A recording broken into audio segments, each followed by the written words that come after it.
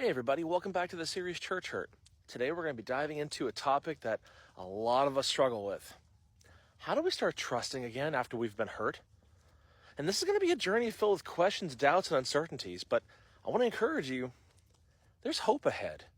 So let's just start off by acknowledging the elephant in the room. People hurt us. Going through this kind of pain is unfortunately an inevitable part of life. So how do we trust people again? How do we stop being afraid of getting hurt? You see, something important that we need to remember is that trust is only as sturdy as what we're standing on. If we're trusting in anything from this world, it's no different than standing on sand. How many of us have gone to the beach and walked on that really puffy sand? It's white, it's soft, and you get on and you're like, oh man, I'm squishing inside, and it kind of feels nice at first, but then you're like, wait, this is uncomfortable. I don't like this. I need to move off of this. And where do we usually run to? The more sturdy ground. Why?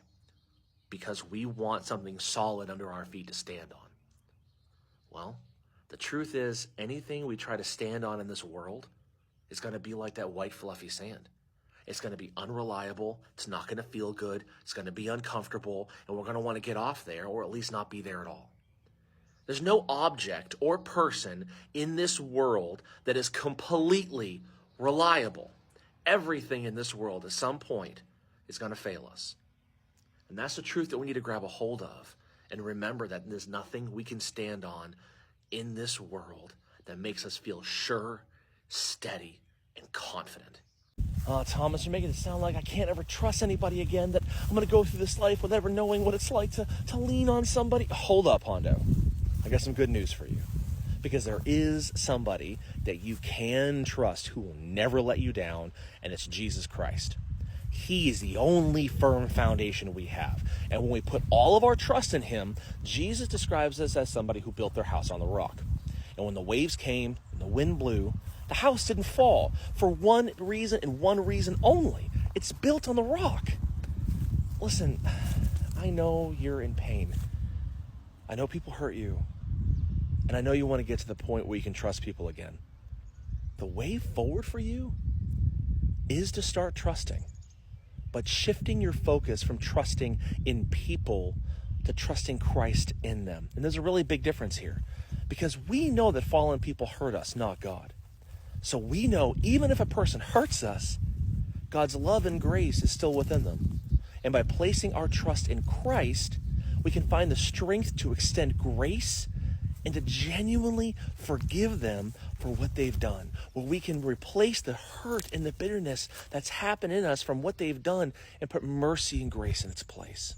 Striving to trust Christ in others liberates us from the burden of expecting perfection from people. It allows us to extend grace and love, knowing that even if somebody hurts us, Christ within us enables us to respond to them with compassion and forgiveness. So if you're struggling today to trust people, especially after being hurt by people in the church, I want to give you some encouragement. Take some small steps. Pray for discernment and wisdom. Surround yourself with a supportive Christian community who can walk alongside you in your healing journey. And then begin looking for people, not with a blanket of distrust, but with hope.